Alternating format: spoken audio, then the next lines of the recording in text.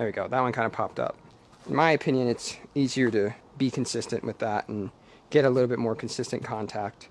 The second person, Jason Day. I'm going to switch back. Jason Day, what he does really well is I like the concept of just keeping the variables down as much as possible.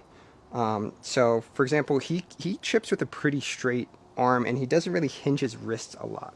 So I really like that. And more importantly, Jordan Spieth, and Phil Mickelson cover the ball well. And when I'm talking about that is when they take the club back, it's almost like they're taking it out this way.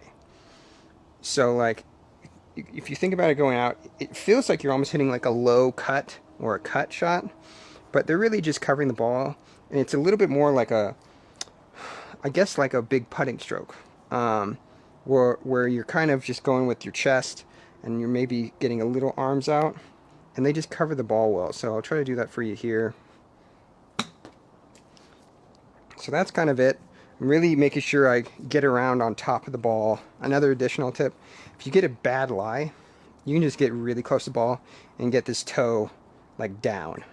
And you create like a really fine edge with that toe. You just get really over it, and it'll pop out. That's usually how I do my bad lies. But it's all the same thing. My weight's forward. I keep my weight ahead of the ball to keep my low point ahead of the ball. Even on my front foot, I try to be over. I suggest watching like Phil Mickelson's YouTube video on chipping. It's really good. He's way more advanced at chipping than I am, obviously.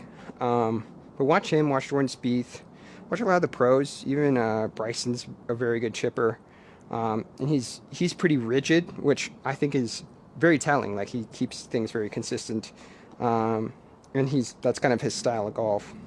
Whereas like Phil, he'll get some wrists involved. I don't like doing that personally, because it's just like I don't have the same level feel he does.